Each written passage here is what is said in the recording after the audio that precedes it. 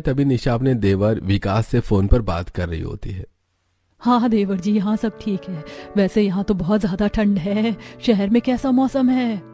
भाभी, यहाँ भी बहुत ठंड है। वैसे मैंने सुना है कि हमारे गांव में आर्टिफिशियल बारिश होगी।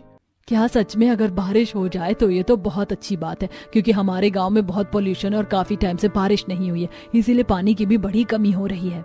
निशा अपने देवर से बात कर ही रही होती है कि तभी खेत से उसके सास ससुर आते हैं। बहू, विकास का फोन है क्या? मेरी बात करवाना, बहुत दिन हो गया उससे बात नहीं की। दिसंबर में उसकी शादी भी है, कहीं भूल ना गया हो? याद दिला दो उसे, वरना पढ़ाई के चक्कर में वो सब भूल जाता है। अरे भाग्यवान, कर लेना आराम से बात। और हाँ, जरा पूछो उस शहर में उसकी पढ़ाई तो अच्छे से चल रही है ना? किसी चीज की कमी तो नहीं है? काफी दिनों बाद विकास का फोन आया था, इसलिए घर आते ही आशा निशा के हाथ से फोन ले लेती है और अपने बेटे से बात करती है। बेटा, शहर में सब ठीक तो है? पढ़ाई में किसी तरह की कोई परेशानी तो नहीं आ रही? और कितना समय लगेगा तेरी एग्रीकल्चर की पढ़ाई पूरी होने में? फिक्र मत करो माँ, बस कुछ ही दिनों की बात है। 5-6 महीने में पूरी हो जाएंगी, फिर मैं गांव आ जाऊंगा और आप लोगों को नई तरीके से खेती करना सिखाऊंगा, जिससे हमारा काफी मुनाफा होगा। फिर तो ठीक है बेटा। अच्छा, तू यहाँ हमारी फिक्र मत करना, तेरा भैया भी अच्छा काम कर रहा है, यहाँ सब कुछ अच्छा चल रहा है। अभी मैं फोन रखती हूँ। बाहर तो बहुत ज्यादा ठंड है पापा जी। आप लोग अभी खेत से आए हैं, आपको ठंड लग रही होगी। मैं अभी आप दोनों के लिए आग जला देती हूँ, आप लोग हाथ सेक लेना। दादाजी, आपने कहा था कि आप खेत से जब घर आओगे तो शाम को मुझे चीज दिलाने ले चलोगे। हाँ हाँ बेटा, क्यों नहीं। बहू, तुम खाना निकालो और आग जलाओ, मैं तब तक राजू को चीज दिलाकर लाता हूँ। इतना बोलकर विनोद राजू को अपने साथ दुकान ले जाता है, जिसके बाद आशा घर के बाहर बैठकर आग जलाने लगती है और तभी आशा का बड़ा बेटा सूरज आता है। अरे माँ, आप आग जला रही है, निशा कहाँ है? अरे बेटा, कितना काम करेगी? सारा दिन तो वो काम ही करती रहती है। कई बार खेत पर भी आती है और वहाँ पर भी हमारी मदद करवा देती है। बहू हमारा खाना निकाल रही है, तो मैंने सोचा कि जब तक मैं आग जला लूं। अब जाकर तू भी फ्रेश हो जा, तेरे पापा और राजू भी आते ही होंगे। ये लड़का फिर पापा को अपने साथ इस ठंड में चीज दिलवाने के लिए ले गया। पता नहीं बच्चों को ठंड लगती भी है या नहीं। इतना बोलकर सूरज घर में जाता है और फ्रेश होकर बाहर आता है, जिसके बाद निशा सभी को खाना देती है और घर वाले आग के पास बैठकर खाना खाते हैं। आशा का परिवार भले ही गरीब था, पर उनके पास किसी भी चीज की कमी नहीं थी। देखते ही देखते कुछ दिन बीत जाते हैं और एक दिन दोपहर को जब सभी गांव वाले अपने अपने खेत में खेती कर रहे होते हैं, तो कुछ सरकारी अधिकारी आते हैं, जिसे देखकर सभी गांव वाले आपस में बात करते हैं। सरकारी कर्मचारी लग रहे हैं, पर ये लोग हमारे गांव में क्यों आए हैं और हमारे खेत के ही पास क्यों मंडरा रहे हैं? वैसे ही हमारा गांव सबसे पीछे और निचले हिस्से में है, किसी का ध्यान तो यहाँ जाता नहीं है। ये नहीं कि हम गरीब लोगों के लिए भी कुछ सरकार करे। माना कि हमारा छोटा गांव है, पर हम पर तो किसी का ध्यान ही नहीं है। ऐसा मत बोलो शोभा बहन, तुम जानती हो ना मेरा बेटा शहर में एग्रीकल्चर की पढ़ाई कर रहा है। वो बता रहा था कि सरकार ने फैसला किया है इस हफ्ते में आर्टिफिशियल बारिश करेंगे हमारे गांव में। इसका मतलब होता है नकली बारिश। देखना, जब नकली बारिश होगी ना तो पानी की समस्या हमारे गांव से अपने आप ही खत्म हो जाएगी। अरे भाई चलो, सरकार को हम गरीबों की परेशानी तो नजर आई, क्या पता थोड़ा पोल्यूशन भी कम हो जाए। आशा की बातों से गांव के बाकी लोग भी काफी खुश हो जाते हैं। देखते ही देखते कुछ दिन बीत जाते हैं और एक दिन जब सभी लोग हमेशा की तरह सुबह उठकर काफी ठंड में काम के लिए घर से बाहर निकल रहे होते हैं, तो वो देखते हैं कि मौसम बिगड़ चुका है। तेज आंधी तूफान चल रही है और आसमान में काले बादल भी छा चुके हैं। अरे भाई, लगता है आज बहुत तेज बारिश होगी। मुझे नहीं लगता कि हम लोग इस बारिश में खेत में जाकर काम कर सकेंगे। चलो भाई, आज एक दिन आराम कर लेते हैं। इस बारिश में ना तो हमारी कंपनियां खुलने वाली हैं और ना ही हम खेत जा पाएंगे। मौसम देखकर तो लग रहा है बारिश काफी तेज होगी। ठंड का समय है, अगर बारिश भी ज्यादा हो गई तो कहीं हमारी फसल ना बर्बाद हो जाए, ऊपर से ठंड और बढ़ जाएगी। अरे बहन, सुबह शाम की ठंड है, नवंबर का महीना है, मौसम साफ होगा तभी तो कड़ाके की ठंड पड़ेगी। और देख लेना, इतनी बारिश नहीं होगी, कुछ नहीं होगा हमारी फसल को। इतना बोलकर सभी अपने अपने घर में चले जाते हैं और शाम होने से पहले ही तेज बारिश होने लगती है, जिसे देखकर हर किसी के चेहरे पर मुस्कान होती है। पर लगातार 4 घंटे तक बारिश होती रहती है और बारिश न रुकने की वजह से न सिर्फ गांव वाले बल्कि आशा का परिवार भी परेशान हो जाता है। अरे बेटा, ये बारिश कुछ ज्यादा ही लंबी नहीं होगी, कब रुकेगी? ये बारिश ऐसे तो गांव में बाढ़ आ जाएगी और हमारी फसल बर्बाद हो जाएगी। वैसे भी पिछले 2-3 महीने से हम विकास को पैसे नहीं भेज पा रहे। वो कैसे वहाँ गुजारा कर रहा है और पढ़ाई कर रहा है, उसे ही पता है। नहीं माँ, ऐसा नहीं होगा। सरकार जो करेगी सोच समझ कर करेगी। सभी अपने अपने घर में रजाई कंबल में बैठे बारिश के रुकने का इंतजार करते हैं, पर सारी रात बारिश होती है और लगातार 2 दिनों तक बारिश होती है। 2 दिनों बाद जब बारिश रुकती है और गांव वाले घर से बाहर निकलते हैं तो देखते हैं कि उनके खेत में लबालब पानी भर चुका है। साथ ही गांव के कुछ हिस्सों में भी ज्यादा पानी भर गया है कि लोगों को अपना घर खाली करके जाना पड़ रहा है। सूरज, तूने तो कहा था कि सरकार ज्यादा बारिश नहीं करेगी, पर ये देख कितनी बारिश हुई है। हमारा खेत पूरा पानी से भर चुका है। अभी पानी कैसे सूखेगा? गांव में भी पानी भरा हुआ है। गर्मी में भी ऐसी बाढ़ नहीं आई जैसे इस ठंड में बाढ़ आ गई है। अम्मा, तुमने न्यूज नहीं देखा? न्यूज में बता रहे थे कि जब आर्टिफिशियल बारिश की जा रही थी तो सब कुछ साइंटिस्ट के कंट्रोल से बाहर हो गया और बादल फटने की वजह से इतनी ज्यादा बारिश हो गई है कि हमारे गांव के कुछ लोगों को अपना घर खाली करना पड़ा। भगवान का शुक्र है जो हमारा घर ऊंचे पर था, वरना हम करीब कहाँ जाते इस बारिश में। अपने खेतों में भरा पानी देखकर सभी परेशान वापस अपने घर आते हैं। देखते ही देखते 1 हफ्ता बीत जाता है, पर खेत का पानी कम नहीं होता, जिस वजह से कुछ और गांव के लोग गांव खाली करने लगते हैं। माँ, तुम्हें पता है मेरी सबसे अच्छी दोस्त पिंकी अपने माता पिता के साथ घर खाली करके जा रही है। वो कह रहे हैं कि यहाँ अब रोजगार नहीं है, उनके खेत में पानी भर चुका है, अब वो खेती नहीं कर पाएंगे। हमारे भी खेत में पानी भरा है, क्या हम भी गाँव छोड़कर चले जाएंगे? नहीं बेटा, हम गरीब यहाँ से कहीं नहीं जा सकते। और 10 दिन बाद तेरे चाचू की भी शादी है, वो भी 4-5 दिन में यहाँ आ जाएंगे। पता नहीं इतनी सारी चीज अब कैसे होगी। शादी के लिए तो सेविंग करी है, शादी तो हो जाएगी, पर शादी के बाद नई बहू को इस घर में कैसे खुशियां मिलेंगी? हमारे घर के हालात तो बहुत खराब हो चुके हैं। अरे कुछ खराब नहीं हुए, हमारे खेत में पानी तो भरा है। तेरे बाप के हाथ पैर अभी भी सलामत हैं, मैं काम करूंगा। हालात इतने ज्यादा बिगड़ जाते हैं कि अगले दिन से विनोद भी मजदूरी करने के लिए बाहर जाता है, पर उसे कहीं मजदूरी नहीं मिलती। और 2 दिन के अंदर विकास भी अपने घर आता है और जब वो अपने गांव और घर की हालत देखता है तो उनसे कहता है, इतना सब कुछ हो गया और आप में से किसी ने मुझे कुछ बताया भी नहीं। अब समझ में आया मुझे कि आप पिछले 2 महीने से मुझे क्यों समय पर पैसे नहीं दे पा रहे थे। मेरे माता पिता अगर मुझे आगे की पढ़ाई नहीं करवा सकते तो नहीं करनी मुझे अब पढ़ाई। अब मैं अपने दम पर कुछ करूंगा। देवर जी, इस पढ़ाई को करने के लिए आपने 2-3 साल इंतजार किया है, बहुत मेहनत करी है, तब जाके शहर के कॉलेज में आपका एडमिशन हुआ है और अगले हफ्ते आपकी शादी भी है। भाभी, मेरी पढ़ाई पूरी नहीं हो पाई है, पर मैंने इतनी पढ़ाई तो कर ली है कि थोड़ी बहुत खेती की नॉलेज समझ में आ चुकी है और आपकी होने वाली देवरानी ने भी एग्रीकल्चर की ही पढ़ाई करी है। विकास के आने के बाद घर वालों को अच्छा तो लगता है, पर पढ़ाई छोड़ने के फैसले से घर वालों को काफी बुरा लगता है। और इस वक्त विकास अपने परिवार के साथ खेत जाता है और खेत में भरा पानी देखकर घर वालों से कहता है, पापा, हम जमीन पर खेती नहीं कर सकते तो क्या हुआ, हम पानी में ही खेती करेंगे। ये उतना पानी है जितना हमें अपनी खेती के लिए चाहिए। हम इस पानी में सिंघाड़े, मखाना और कमल खकड़ी की खेती करेंगे। पर विकास, तुझे पता है ना, हमें इन तीनों की खेती करनी नहीं आती। हम लोगों ने तो शुरू से गेहूं, मक्का, धान इन्हीं सब की खेती की है।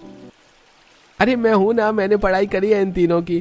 खेती करना बहुत मुश्किल नहीं है, मुझे बस कुछ पैसे चाहिए ताकि मैं बाजार से सिंघाड़े, कमल ककड़ी और मखाने की खेती करने के लिए कुछ सामान लेकर आ सकूं। विकास के कहने पर घर वाले उसकी बात मान जाते हैं और सभी घर आते हैं, जिसके बाद विकास अपने घर वालों को पानी में खेती करने का पूरा प्रोसेस समझाता है। कुछ ही देर में दोनों भाई बाजार में पानी में खेती करने का सामान लेकर आते हैं और अगले ही दिन पानी के अंदर जाकर रोपाई करनी शुरू कर देते हैं। विकास देख, मैं ठीक कर रहा हूँ ना, इतनी ही दूरी पर डालू ना सिंघाड़े, उसके बाद हमें कमल, ककड़ी और मखाने की भी खेती करनी है। हाँ भैया, आप बिल्कुल ठीक कर रहे हैं। अरे बेटा, सुबह से इतनी ठंड में इस पानी में तुम दोनों ही काम कर रहे हो। अरे हमारी और भी जमीन में पानी भरा है, मैं जा रहा हूँ इसमें मखाने की खेती करनी है। पानी के अंदर ठंड में कांपते हुए तीनों बाप बेटे अपनी खेती करनी शुरू कर देते हैं, जो देख आसपास के लोग उनसे कहते हैं, अरे भाई साहब, ये आप क्या कर रहे हो? अपने बेटों के साथ सुबह से इस कड़ाके की ठंड में ठंडे पानी में घुसे पड़े हो, ऐसे तो आप लोगों की तबीयत खराब हो जाएगी। अब ये खेत हमारे किसी भी काम की नहीं है, बेवकूफी है यहाँ खेती करना। इससे अच्छा आप कोई नौकरी कर लो। काकी, देश बहुत आगे बढ़ चुका है, अब तो लोग पानी में भी खेती करना जानते हैं। अगर ऐसी बात है बेटा तो थोड़ी खेती की शिक्षा हमें भी दे दे। वैसे भी शहर जाकर तो इसी की तो पढ़ाई कर रहा था। अर्चना की बात सुनकर विकास अपना काम खत्म करके बाहर आता है और पानी में कैसे खेती की जाती है इसके बारे में न सिर्फ अर्चना को बल्कि गांव की और भी कुछ लोगों को समझाता है। अरे भाई बेटा, तूने तो हमारी परेशानी ही दूर कर दी। अब जब तक पानी सूख नहीं जाता हम पानी में ही खेती करेंगे। विकास, तूने बहुत अच्छा काम किया है, पर अब बेटा तू खेत में काम करना छोड़ दे। 3 दिन बाद तेरी शादी है। माफ करना, हमने जैसे सोचा था वैसे तेरी धूमधाम से शादी नहीं कर पा रहे। अरे कोई बात नहीं पापा, हमारे हालात ही कुछ ऐसे हैं। विकास अपने घर वालों की परेशानी को समझता है और 3 दिन बाद उसकी शादी माया नाम की लड़की से होती है और माया कड़ाके की ठंड में अपने ससुराल आती है। हाँ दादी, मुझे बहुत नींद आ रही है। चाचा को जल्दी से घर के अंदर लेकर आओ ना, मुझे चाचा से बहुत सारी बातें करके सोना भी है। नहीं राजू, तू चाची से कल बात करना। चाची आज बहुत थक गई हैं और देख बाहर कितनी ठंड है, उन्हें कितनी ज्यादा ठंड लग रही होगी ना। तो जाकर सो जा और चाचा को भी सोने दे। बहू, तू दाहिने पैर से कलश गिराकर अंदर आ जा। आशा अपनी छोटी बहू का गृह प्रवेश करवाती है, जिसके बाद सभी सोने के लिए अपने कमरे में चले जाते हैं। और जब माया अपने कमरे में जाती है तो पुराना बिस्तर और बिना सजा हुआ कमरा देखकर अपने पति से कहती है, लगता है इस घर में मेरे आने की खुशी शायद किसी को नहीं है। हम गरीब घर से हैं, मेरे पापा दहेज नहीं दे सके, क्या इसीलिए मेरा स्वागत इतना सूखा सूखा हुआ है? नहीं माया, नहीं, ऐसा बिल्कुल नहीं है। तुम्हें नहीं पता, हमने बहुत कुछ सोचे थे, पैसे भी जोड़ कर रखे थे, पर घर के हालात इतने ज्यादा बिगड़ गए कि हमें अपनी सेविंग्स खत्म करनी पड़ी। हमारी शादी भी बड़ी मुश्किलों से हो पाई है, वरना मैं तो अगले साल की सोच रहा था। विकास अपनी सारी परेशानियां माया को बताता है, जिससे सुनकर वो अपने पति से माफी मांगती है। मुझे माफ करना, मैं बिना कुछ जाने सोचे समझे पता नहीं क्या क्या बोल दी। अरे कोई बात नहीं, सिर्फ एक गलतफहमी ही थी जो कि खत्म हो गई। चलो अब सो जाते हैं, रात भी बहुत ज्यादा हो गई है और ठंड भी बहुत ज्यादा है। मेरे पास आराम करने का बिल्कुल समय नहीं है, कल सुबह होते ही मुझे खेत पर जाना है। इतना बोलकर विकास और माया सो जाते हैं और अगली सुबह होते ही सुबह सुबह निशा माया को उठाती है और उसे उसकी पहली रसोई करने को कहती है। माफ करना माया, इस ठंड में तुम्हें इतनी जल्दी उठना पड़ा, पर घर के मर्दों को सुबह 6 बजे खेत जाना है। कोई बात नहीं दीदी, मुझे रात को विकास जी ने बताया इस ठंड में हमारे परिवार ने और हमारे गांव वालों ने कितनी सारी परेशानियों का सामना किया है। इतना बोलकर माया अपनी जेठानी के साथ बैठकर मिट्टी का चूल्हा जलाती है और अपनी पहली रसोई में पराठे, आलू की सब्जी, चावल और दाल बनाती है। साथ ही थोड़े से सलाद काटती है, जिसे देखकर राजू सबसे ज्यादा खुश होता है।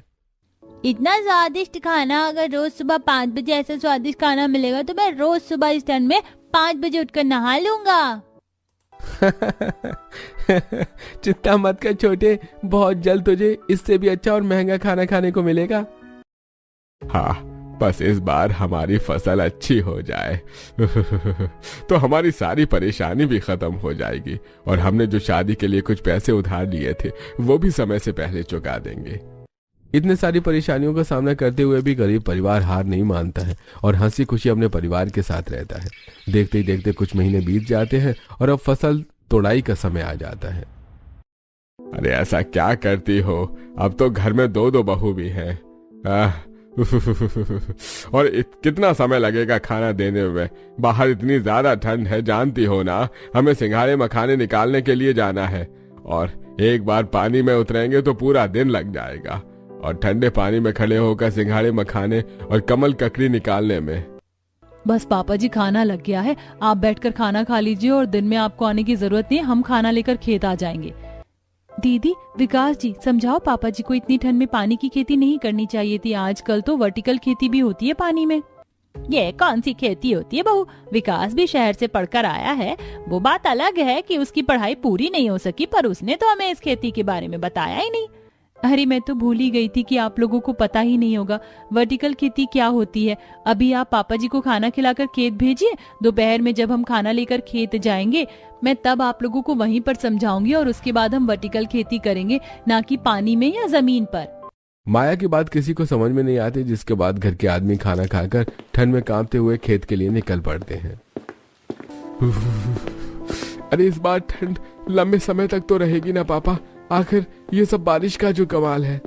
ठंड में कांपते हुए विनोद अपने दोनों बेटों के साथ अपने खेत जाता है और सर्दियों के कपड़े निकालकर ठंडे पानी के अंदर उतर जाता है। ये पानी कितना ठंडा है। आज से हमने सिंघाड़ा निकालना शुरू किया है, पता नहीं कब तक इसी तरह सिंघाड़े निकाल पाएंगे। अरे क्या करे बेटा, खेती करना इतना आसान काम नहीं होता, खेती करना बहुत मुश्किल होता है। और पानी वाली खेती तो सबसे मुश्किल काम होता है। सुबह से दोपहर हो जाती है और सुबह से दोपहर तक विकास अपने भाई और पिता के साथ सिंघाड़े निकालता है, जिसके बाद दोपहर में वो लोग सारे सिंघाड़े अपने घर ले जाते हैं और शाम को घर के बाहर खुली जगह पर उन्हें सूखने के लिए रख देते हैं। अभी तक बस इतने ही सिंघाड़े निकले हैं, अभी तो कमल ककड़ी और मखाने निकालने बाकी हैं। कोई बात नहीं पापा जी, आप लोग फल और सब्जी निकालने का काम कीजिए, न सुखाने का काम हम कर देंगे। और हाँ, बहू ने एक और खेती के बारे में बताया है। वो खेती पानी वाली और जमीन पर की जाने वाली खेती से ज्यादा अच्छी और आसान है। बस एक बार हमने जो पानी वाली खेती करी है, इसे बेचकर थोड़ा मुनाफा कमा ले, फिर हम वही खेती करेंगे। अच्छा ठीक है माँ, अभी हम चलते हैं, रात को लेट आएंगे। सोच रहे हैं कि 2 दिन के अंदर सारे सिंघाड़े पानी से निकाल लें, ताकि जल्द से जल्द उन्हें सुखाकर और साफ करके बाजार में बेचने के लिए जा सके। और आप जिस बारे में बात कर रही हैं उसके बारे में भी हम रात को ही बैठकर बात करेंगे। इतना बोलकर शाम को फिर से तीनों बाप बेटे खेत जाते हैं और पानी में खड़े होकर फिर से सिंघाड़े निकालने लगते हैं। अरे मुझे तो बहुत ठंड लग रही है। ऐसा लग रहा है जैसे पैर सुन्न पड़ चुके हैं। सही कहा भाई साहब, मेरे हाथ पैर भी सुन्न हो गए। पिछले 2 दिन से हम सिंघाड़े पानी से निकाल रहे हैं। ये खेती करना सबसे मुश्किल काम है। अरे भैया, यही सिंघाड़े जब हम सर्दियों के मौसम में खरीदा करते थे तो कितने मजे से खाया करते थे, और कमल ककड़ी की सब्जी कितनी लाजवाब बनती थी। पर अब समझ में आ रहा है कि उसे उगाने में किसानों की क्या हालत होती है, क्योंकि हमने भी यही खेती की है। न सिर्फ विनोद और उसका परिवार बल्कि गांव के कुछ और लोग भी, जिन्होंने उनके बताने पर पानी में खेती करी थी, वो भी ठंड का सामना करते हुए अपनी पक्की फसल निकाल रहे होते हैं। देखते ही देखते 2 दिन बीत जाते हैं और वो लोग सिंघाड़े बाजार में बेचने के लिए जाते हैं, जो कि काफी कम दामों पर बिकते हैं।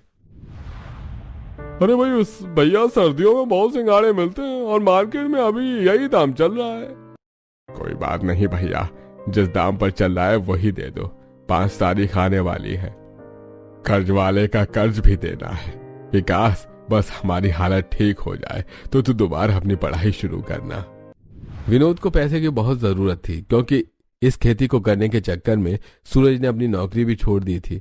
अब ये फसल ही उसका आखिरी सहारा थी। विनोद सारे सिंघाड़े बेचकर घर आता है और जब रात को पूरा परिवार एक साथ खाना खा रहा होता है तो आशा देखती है कि पानी में रहने की वजह से विनोद के हाथ पैर में छाले आ चुके हैं। अरे आपके हाथ पैर में तो छाले आ चुके हैं, हर वक्त आप पानी में रहते हैं, इसी वजह से ये सब हुआ है। माँ जी, खेती करनी भी तो जरूरी थी ना। हम किसान हैं, कहाँ जाते? जिनके पास ठिकाना था वे लोग गांव छोड़कर चले गए, पर हम कहाँ जाते? हम तो अपने देवर की पढ़ाई भी पूरी नहीं करवा पाए।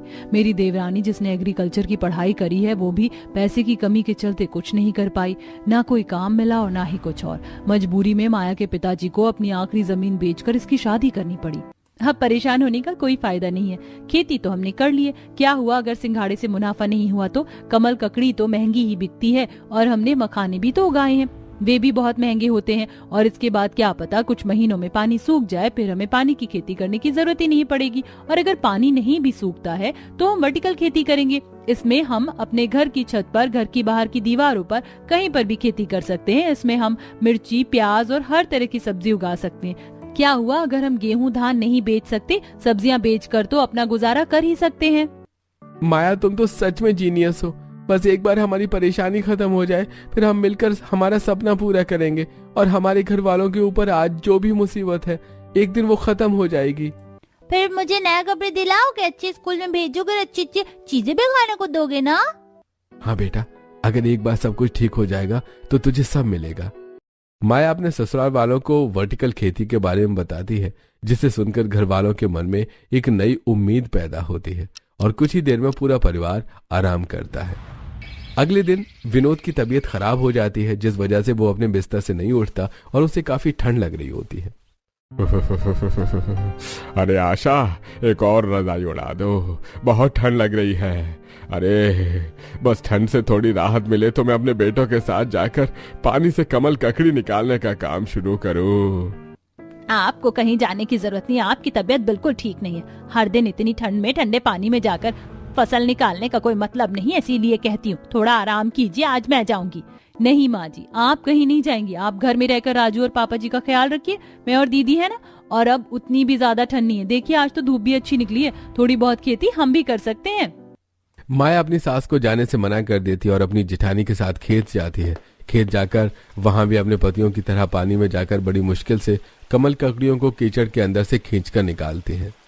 कमल ककड़ी की सब्जी खाने में जितनी अच्छी लगती है उतनी ही मुश्किल इसकी खेती है, और सबसे मुश्किल काम है इन्हें पानी के अंदर से निकालना। हाँ दीदी, पर मार्केट में अभी इसका रेट भी ज्यादा, अच्छी कमाई होगी क्योंकि हमारी कमल ककड़ी की फसल काफी अच्छी हुई है। आज के लिए इतना काफी है, इसे घर ले जाकर अच्छे से साफ कर लेते हैं। मैं और विकास कल इसे बाजार में बेच कर आ जाएंगे, उसके बाद बची हुई कमल ककड़ियां भी निकाल लेंगे। कुछ कमल ककड़ियां निकालकर सूरज, निशा, विकास और माया घर आते हैं और घर के बाहर बैठकर साफ पानी में कमल ककड़ी को साफ करने लगते हैं। बहू अभी तक तुम काम ही कर रही हो, रहने दो, ये सब मैं कर दूंगी। नहीं माँ जी, बस थोड़ा सा काम रहता है, हम कर लेंगे, आप चिंता मत कीजिए हमारी। मैंने कहा ना बहू, छोड़ दो और आकर खाना खाओ। आज तुम दोनों सुबह से बस काम ही कर रही हो, अब आकर खाना खा लो। इस कमल ककड़ी की सफाई मैं कल कर दूंगी। ये तो मैं भी अच्छे से कर सकता हूँ दादी, कल हम दोनों मिलकर इसको अच्छे से पानी से साफ कर देंगे क्योंकि कल मेरी स्कूल की छुट्टी है। आशा के कहने पर निशा और माया कमल ककड़ी को वहीं छोड़कर अंदर खाना खाने चली जाती हैं। देखते ही देखते मार्च का महीना भी खत्म हो जाता है और मखाने, सिंघाड़े और कमल ककड़ी बेचकर उनके पास इतने पैसे आ जाते हैं कि वो अपना गुजारा कर सके। जितना सोचा था उतना मुनाफा तो नहीं हुआ, पर हाँ, हम इससे बहू की बताई गई वर्टिकल खेती शुरू कर सकते हैं। कुछ पैसे मैं कर्जदार को देकर आता हूँ, कुछ पैसे घर खर्च के लिए निकाल लेना और बाकी के पैसे माया बहू को दे देना। उसे जो भी सामान चाहिए होगा वो विकास के साथ जाकर बाजार से ले आएगी। हाँ पापा, आपने बिल्कुल सही कहा, पर उससे पहले हमें अपनी छत की सफाई करनी है और घर के बाहर की भी। हाँ तो इसमें देरी किस बात की है, घर के आदमी बाहर का काम संभाल लेंगे और हम घर का। ठीक है, तो फिर हाथ से ही काम पर लगते हैं। इतना बोलकर निशा हाथ में झाड़ू ले लेती है और तीनों सास बहू मिलकर सबसे पहले अपने घर के बाहर की सफाई करने लगती हैं, जिसे देखकर उसकी कुछ पड़ोसनें कहती हैं, आशा बहन, पानी की खेती ने तो दुखी कर दिया है, इसीलिए घर के बाहर सफाई कर रही हो क्या, ताकि घर के बाहर ही छोटी सी खेती कर सको। इतनी कम जमीन पर खेती करने का कोई फायदा नहीं होगा, इसीलिए अच्छा यही होगा कि तुम और तुम्हारा परिवार ये गांव खाली कर दो या फिर कहीं और नौकरी देख लो। आंटी जी, जगह कम होने से फसल पर फर्क नहीं पड़ता, तकनीक अच्छी होने से फर्क पड़ता है। और आप देखते रहना कैसे हम इतनी कम जमीन पर वर्टिकल खेती करके ताजी और अच्छी सब्जियां उगाते हैं। भूल गई आंटी, मेरे देवर की तरह मेरी देवरानी ने भी एग्रीकल्चर की पढ़ाई करी है। हाँ बहू, याद है मुझे, पर फिर भी इतनी कम जगह में कैसे खेती हो सकती है, और अगर हो सकती तो हमें भी बताओ। मेरा इकलौता बेटा शहर में कमा रहा है, वो अकेले कैसे घर संभाल रहा है वही जानता है। आंटी, भगवान से बस यही प्रार्थना है कि जल्दी से हमारे खेत का पानी सूख जाए ताकि हम फिर से अपनी खेती शुरू कर सकें। और अगर ऐसा हो गया ना तो मैं कहीं बाहर काम नहीं करूंगी, बल्कि इसी गांव में रहकर लोगों को सही तरीके से खेती करना सिखाऊंगी। हर मुसीबत में कैसे खेती की जाती है ये बताऊंगी। माया अपनी जेठानी और सास के साथ मिलकर घर के बाहर की सफाई करने के बाद छत पर जाती है और पूरी छत को भी अच्छे से सफाई कर देती है। इसी तरह एक हफ्ता बीत जाता है और एक हफ्ते बाद माया अपने पति के साथ शहर जाने की तैयारी में लग जाती है। बहू, विकास, तुम दोनों शहर जा रहे हो तो आराम से जाना, और बेटा देख लेना, तेरी पढ़ाई अब हम पूरी करवाएंगे। आपने बिल्कुल सही कहा पापा, मैं कम पैसे में यहाँ के लोगों को फार्मिंग सिखाऊंगी, वो भी सही तरीके से, और विकास शहर में अपनी पढ़ाई पूरी करेंगे। मैं कितना लकी हूँ। सही कहते हैं लोग कि एक सफल आदमी के पीछे एक औरत का हाथ होता है। आज तुमने इसे सच साबित भी कर दिया। अब तुम दोनों ऐसी बातें करना बंद करो और जल्दी जाओ। हम सब बेसब्री से इंतजार कर रहे हैं कि कब बहू वर्टिकल खेती करना शुरू करेगी। आशा के कहने पर विकास और माया कुछ पैसे लेकर शहर जाते हैं और वहां से वर्टिकल फार्मिंग करने के लिए जरूर चीजें लेकर आते हैं। इतना सारा सामान, पर इसका हम क्या करेंगे? ये तो सारे खिलौने जैसे लग रहे हैं। ये कोई खिलौना नहीं है बेटा, ये सामान बहुत महंगा है, कम से कम 25-30 हजार का आया है। क्या 25-30 हजार का सामान? अब तो मुझे दोबारा से नौकरी करनी होगी। ठीक है, पानी वाली खेती करना तो बड़ा मुश्किल है। बस दुआ करो कि हमने जो वर्टिकल खेती के बारे में सोचा है वो काम कर जाए। बिल्कुल करेगा जेठ जी, मैं हूँ ना, मुझे बहुत अच्छे से पता है कि वर्टिकल फार्मिंग कैसे की जाती है। जब मैं पढ़ाई कर रही थी तो हमें बहुत अच्छे से सिखाया गया था। वहाँ बहुत बड़ी लैब थी, सही मात्रा में धूप, हवा, पानी सब कुछ चाहिए होता है, और ये सब हम अपनी छत पर और घर के बाहर करेंगे। सभी माया पर विश्वास करते हैं और अगले ही दिन माया छोटे छोटे गमले, पौधे, बीज और खाद सब कुछ छत पर और अपने घर के बाहर लाइन से लगा देती है। यहाँ तक कि वो अपने घर की दीवारों को भी नहीं छोड़ती।